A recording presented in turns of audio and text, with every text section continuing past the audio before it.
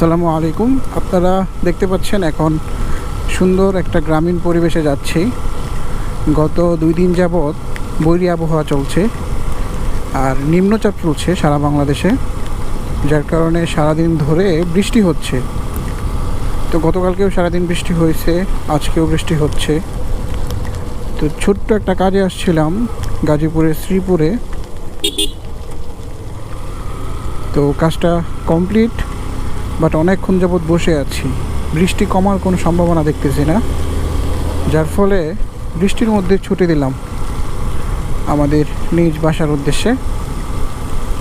আজকে প্ল্যান ছিল শ্রীপুরে কাজটা শেষ করে জয়দেবপুরের দিকে যাব, সেখানে একটু ঘোরাফেরা করব, আড্ডা দিব, খাওয়া দাওয়া করব।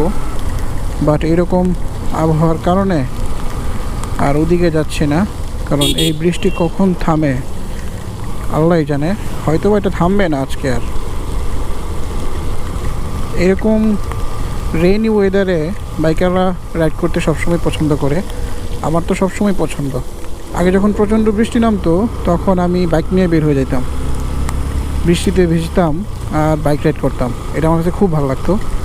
তো সেই সুযোগটা আজকে অনেক দিন পর হয়েছে। এরকম সুন্দর বৃষ্টি, তারপর এরকম গ্রামীণ পরিবেশ, গজারি বন চারপাশে।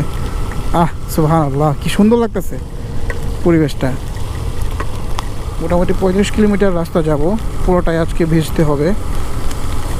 ইদানিং আমাদের ভালুকা অঞ্চলের যেসব রাইডাররা রয়েছে যারা ট্যুরে যায়, মানে এই রাস্তাটা ইউজ করতেছে। এটা হচ্ছে শর্টকাট। এদিক দিয়ে শ্রীপুর হয়ে তারপর ওই ইটাখরা হয়ে তারপর চলে যায় একদম ভুলতা হয়ে কুমিল্লা রোডে উঠে যায়। মানে মোটামুটি শর্টকাট বলা চলে।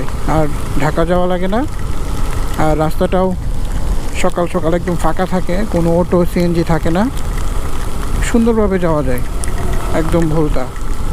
আমিও কয়েকবার গেছি এই রাস্তা দিয়ে।